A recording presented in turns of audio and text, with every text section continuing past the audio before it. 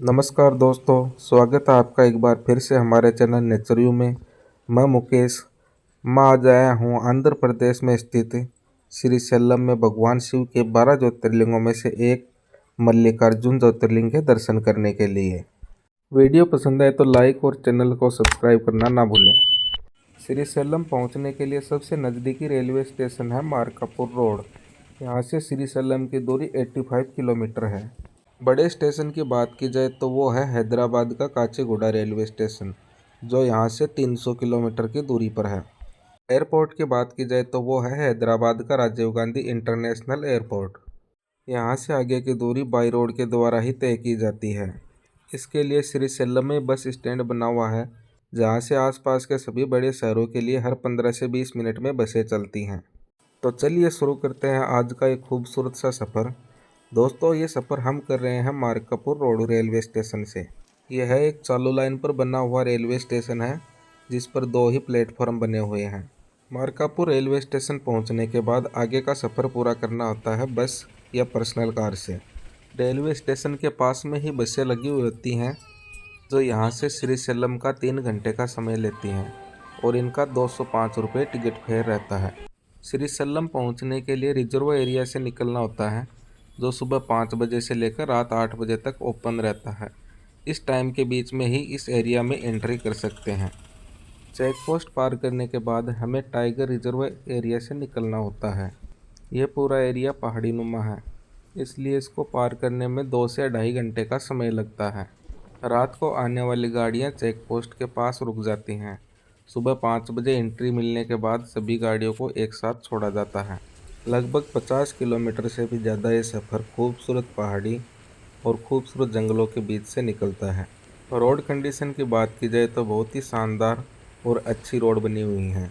दोस्तों, मल्लिकार्जुन ज्योतिर्लिंग श्रीशैलम पर्वत पर नल्लामलाई पहाड़ियों के बीच कृष्णा नदी के तट के पास आंध्र प्रदेश के कुर्नूल जिले में पड़ता है।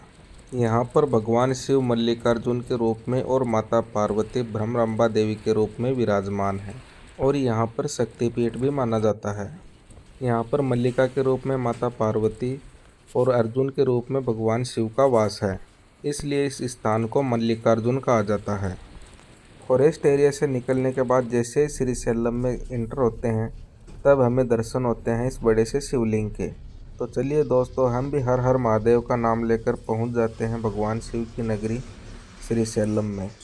यह एक पहाड़ी पर बना हुआ खूबसूरत सा दार्शनिक स्थल है, जहाँ पर चारों तरफ आपको शिव ही शिव की महिमा सुनाई देगी। श्रीशैलम में रुकने के लिए बहुत से होटल और गेस्ट हाउस बने हुए हैं, जिनमें 1000 रुपये से लेकर 1500 तक बढ़िया और अच्छा रूम मिल जाता है। कम बजट में यात्रा करने वाले भक्तों के लिए बस स्टैंड से 200 मीटर दूरी पर ही एक डॉर्मेट्री बनी हुई है। यहाँ पर 100 से 150 रुपये के अंदर बेड मिल जाता है तथा नहाने धोने की भी सारी सुविधाएं यहाँ पर हो जाती हैं। डॉर्मेट्री के अंदर ही लॉकर रूम की सुविधा भी अवेलेबल है। यहाँ पर खाने पीने के लिए पास में बहुत सारे छोटे होटल और ढाबे बने हुए हैं। बस स्टैंड से मंदिर की दूरी 500 मीटर रह जाती है। इस रास्ते पर भी दोनों तरफ होटल और धर्मशालाएं बनी हुई हैं। दोस्तों, इस ज्योतिर्लिंग की कथा बहुत ही भावुक है। भगवान शिव और माता पार्वती के 2 पुत्र थे, कार्तिकेय और गणेश।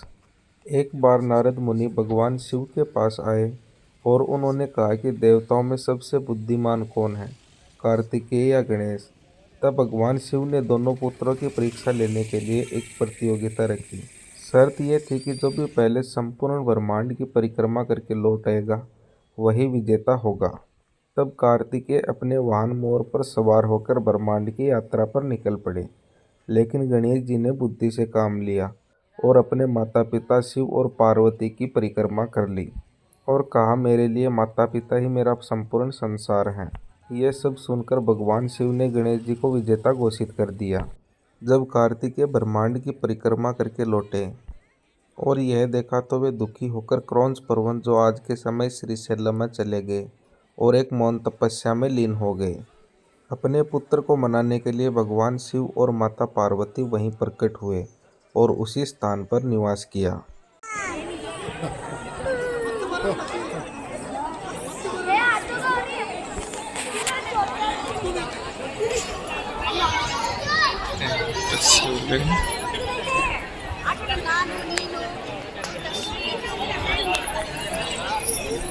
पार्वती टेंपल और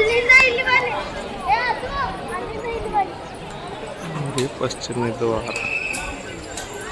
दोस्तों, कृष्णा नदी के तट पर बहुत ही खूबसूरत जगह पर भगवान शिव और माता पार्वती को समर्पित ये ज्योतिर्लिंग है। इंसान को जीवन में कम से कम एक बार यहाँ दर्शन के लिए जरूर आना चाहिए। यहाँ का जो माहौल और शांति है वो आपके मन को एक अलग ही सुकून देती है। तो बोलिए हर हर महादेव। मंदिर के पास में ही प्रसाद काउंटर बने हुए हैं। मल्लिकार्जुन के लड्डू भी तिरुपति के लड्डू की तरह बहुत प्रसिद्ध लड्डू हैं। खाने में इनका स्वाद भी वैसा ही होता है। अगर आप वहाँ नहीं पहुँच पाते हैं तो यहाँ से भी लेकर जा सकते हैं। जहाँ मंदिर में दर्शन के लिए एंट्री होती है वहीं पर ये लॉकर रूम बने हुए हैं। मंदिर के अंदर मोबाइल फ़ोन, बैग वगैरह ले जाने की परमिशन नहीं है। 10 से 20 रुपये में यहाँ पर वो सब जमा कर लिए जाते हैं और पास में ही जूते रखने के स्टैंड हैं। दोस्तों, श्रीशैलम के अंदर भी वीआईपी एंट्री होती है। ऑफ सीजन में मंदिर दर्शन करने में 2 से ढाई घंटे का समय लगता है तथा वीआईपी एंट्री से आधे से 1 घंटे के अंदर दर्शन हो जाते हैं। सीजन के टाइम पर यही समय 2 घंटे एक्स्ट्रा बढ़ जाता है। वीआईपी एंट्री 150 रुपये से लेकर 500 रुपये तक होती है।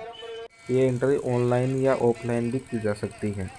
मंदिर में दर्शन की बात की जाए तो सुबह 4 बजे से रात 10 बजे तक भक्तों को दर्शन करवाए जाते हैं। मल्लिकार्जुन ज्योतिर्लिंग भारत के 12 ज्योतिर्लिंगों में से दूसरा ज्योतिर्लिंग माना जाता है। यहाँ पर दर्शन करने से सभी पाप नष्ट होते हैं और मोक्ष की प्राप्ति होती है। यहाँ पर शिव और शक्ति दोनों की एक साथ पूजा होती है, जो एक बहुत ही दुर्लभ संजोग है। अभी मैं मंदिर के बिल्कुल मुख्य द्वार के पास में हूँ। आप ये सामने सर्किल देख रहे हैं, इसके सीधा आगे चलेंगे तब बस स्टैंड आ जाता है और यहाँ से लेफ्ट में जाएंगे तब पुलिस स्टेशन और डॉर्मेट्री आ जाती है। दोस्तों, फाइनली मंदिर में दर्शन करने के बाद हम यहाँ से निकल रहे हैं और दर्शन भी आज बहुत अच्छे से हुए हैं क्योंकि भीड़ बहुत कम थी। तो 1 से 1.5 घंटे के अंदर ही हमारे दर्शन हो गए। अभी यहाँ पर दर्शन करने के बाद हम निकल रहे हैं अपनी अगली डेस्टिनेशन के लिए। आपको ये वीडियो कैसा लगा हमें ज़रूर बताना। हम मिलेंगे आपसे अगले वीडियो में। तब तक के लिए बाय बाय, हर हर महादेव। आप लोग भी हंसते रहिए, मुस्कुराते रहिए और देखते रहिए नेचर व्यू। धन्यवाद।